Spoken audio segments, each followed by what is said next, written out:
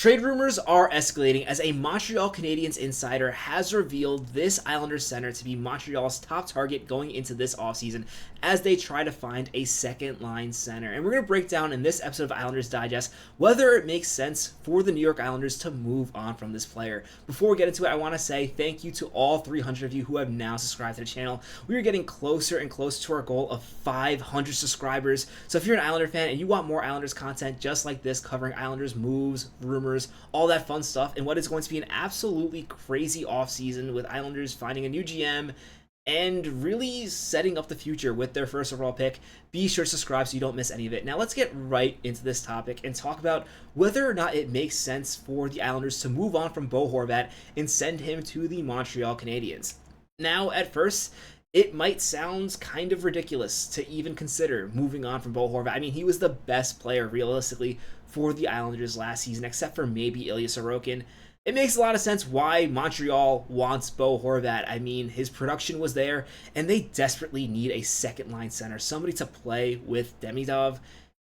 Frankly, there really are not that many options out there when it comes to a second-line center who can do it all, like Bo Horvat. I mean, winning faceoffs, all the things he provides, as we're going to talk about a little later in this video.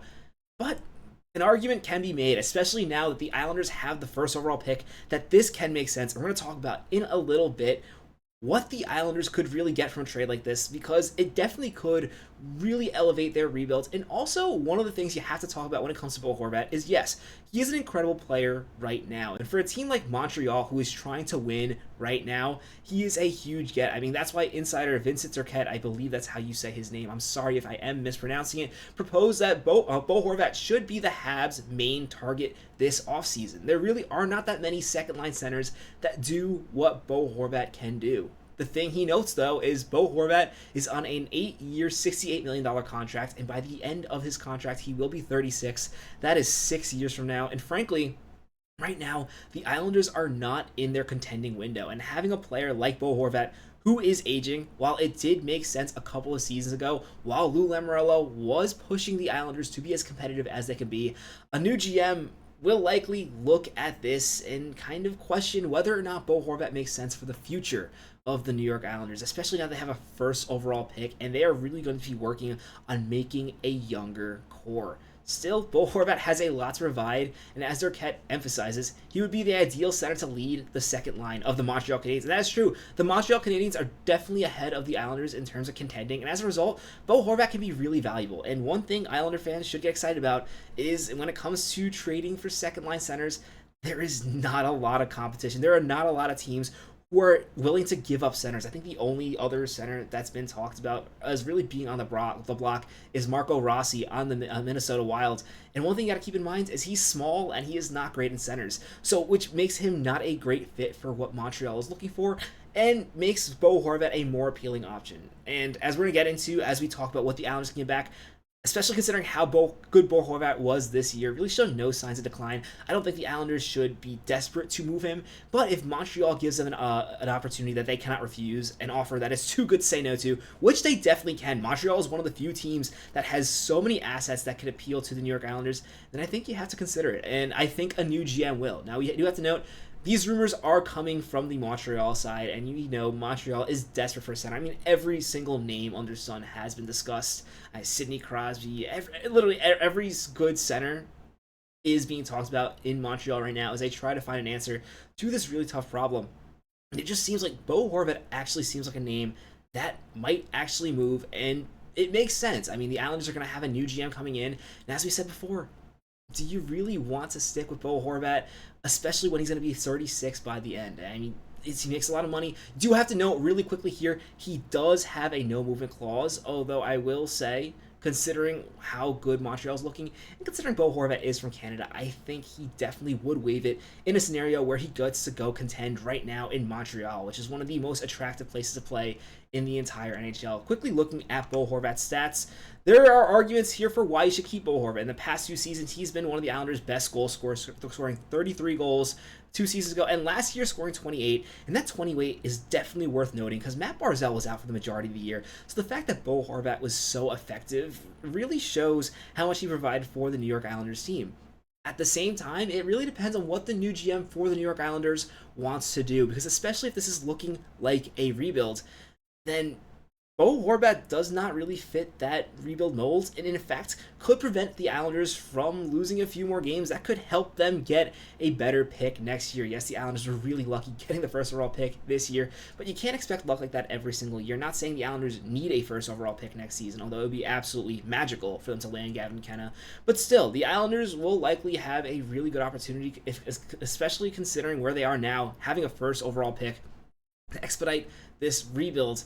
And next season, even if they don't have a player like Bo Horvat, having him not on the ice would really help the Islanders lose a few more games so they can realistically pick up a better center for the future long term that really fits the time frame of this team winning.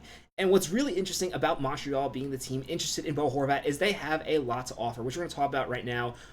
First of all, they have so many picks, both next season and in the future. Montreal has 2 first-round picks this year, 2 second-round picks, 3 third-round picks, and 4 fourth-round picks. That is an incredible amount of value, and those 2 first-round picks could be really appealing for the New York Islanders to really cement their prospect pool from going a year ago being one of the worst prospect pools to having one of the best. Realistically, having one or really both of those picks come the other way for the Islanders. I'm not quite sure how much the value for Bo Horvat will be. It will be high. They will definitely get more in return than what they paid for him. That being a first-round pick, Aatu Räty, and Anthony Beauvillier. You likely have an NHL player coming back in return, and we're going to talk about who those players can be. But as terms of the futures, it really depends on how desperate Montreal is for Bo Horvat. And frankly, Montreal is likely going to be pretty desperate, especially considering, as we talk about, there really are not that many good second-line centers on the market. There's a reason why teams don't trade these players away. And I think a few months ago, before the Islanders got the first overall pick, I would probably be a lot more hesitant to trade Bo Horvat. But now, just considering that and how the Islanders window is really going to be a younger window, it makes a bit more sense. At the very least, this should be considered. Now, quickly, I want to talk about some of the players the Islanders could be getting in return. First of all, Montreal does not have a ton of cap space, so likely you're going to see one of these contracts coming back. Although there are some players like Alex Newhook or even Kirby Docks who could be really interesting for the New York Islanders. While they would not be the best players, they could also provide value. They're young enough where they can provide upside and actually fit in better with the current Islanders' future core that's actually coming together. The Islanders picking first overall, and now with Cole Eisman and Callum Ritchie making big progress in the system. Another name I quickly want to note here, I don't think he'd be really appealing for the New York Islanders, but considering Bo Horvat is making $8 million, it could, or 8.5, it could make sense for the Islanders to take back Patrik Laine back the other way, and this really wouldn't be the worst case scenario. He only has 1 more year on his contract. Either he improves the power play, which is the one thing he does well, or worse comes to worse, he doesn't have a good time in New York and you just don't re-sign him. I don't see the Islanders trading for Patrik Laine as something of value, but it could be something that they take back in return to make this work for Montreal, as there's been a lot of frustration for Montreal fans when it comes to Patrik Laine. And now really focusing about what the Islanders could get in return, Alex Newhook is a young center, and I think really how this trade would work, I know people talk about how Montreal has all these picks. Realistically, what you'd be getting is one of those picks, one of Montreal's prospects, and then one of these 2 centers we're going to talk about right now. The first one is Alex Newhook.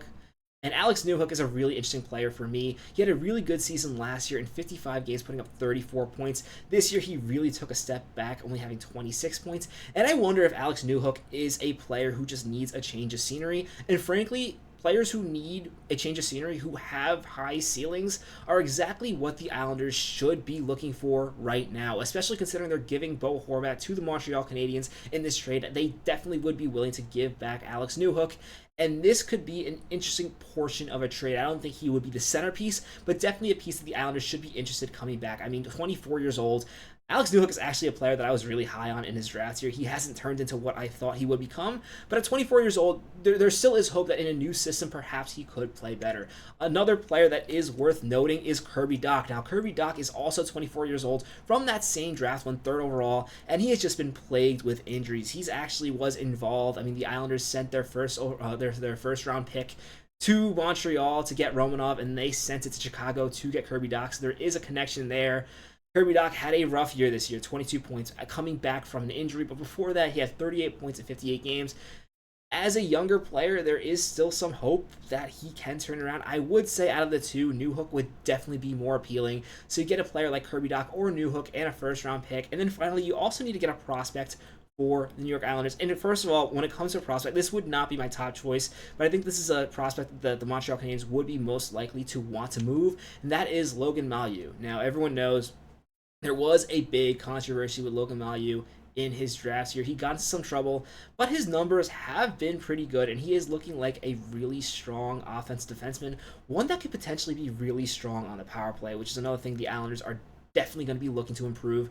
Whoever the new GM is that comes in, he is going to want to improve that power play. So I definitely think this is a piece that the Islanders would be interested in. I think they would prefer somebody like Reinbacher, but I just don't see Montreal sending him back in a trade. Although, depending on how desperate they are, because they do desperately need that center, that could be who comes back, which would be a lot more exciting for the New York Islanders. Still, there is a lot of value the Islanders could get from the Montreal Canadiens. I mean, all those picks, all these young players.